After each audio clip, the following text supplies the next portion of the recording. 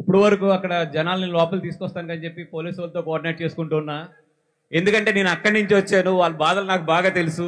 అందుకనే ఫస్ట్ అక్కడికి వెళ్ళాను నేను ఎక్కడికన్నా కూడా. Thank you so much Srikakulam. నాకు 2 రోజుల క్రితం చెప్పారు ఈ ఊరు వచ్చి మీ అందరినీ కలుద్దామని చెప్పి. 2 రోజుల టైం. నేను పొద్దునంతా కూడా అంటున్నా 2 రోజుల్లో జనం ఎట్లా వస్తారు అంటే ఇక్కడ ఉన్న లోకల్ వాళ్ళందరూ కూడా మీకు శ్రీకాకుళం వాళ్ళ గురించి తెలియస్తారు, మీరు పెట్టండి ఫంక్షన్ వస్తారు అన్నారు. నిజంగా నేను చూసి ఆశ్చర్యపడుతున్నా ఈ జనాన్ని. ఇక్కడ ఎంతమంది ఉన్నారో పాపం బయట గేట్ల దగ్గర దీనికి డబల్ ఉన్నారు జనాలు. నిజంగా థ్యాంక్ యూ శ్రీకాకుళం, ఇంత షార్ట్ టైంలో మీరు ఈ సినిమా మీద చూపిస్తున్న ప్రేమకి. ఎందుకంటే ఈ కథ ఇక్కడే పుట్టింది. The story belongs to this land.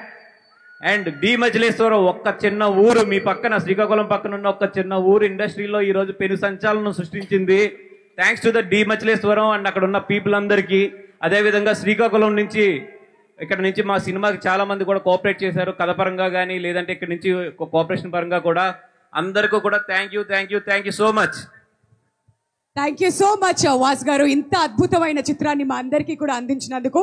మరి ఇవాళ ఈ కార్యక్రమంలో ఏదైనా ఒక చిన్న మిస్సింగ్ ఉందా అంటే అదిగోండి రాక్ స్టార్ డిఎస్పీ గారు. పోలీస్ డిపార్ట్మెంట్ నేను చూస్తున్నాను పాపం వాళ్ళ గ్రౌండ్ లో ఎంత ఆయ ప్రయాస పడుతున్నారో.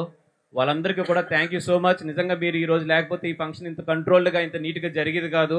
మీరందరూ అక్కడ ఎంత శ్రమ పడుతున్నారో కూడా చూశాను ఇప్పుడు అటు సైడ్ వచ్చి. ఎంటైర్ పోలీస్ డిపార్ట్మెంట్కి మా గీతార్స్ తరపున థ్యాంక్ యూ సో మచ్ అండి.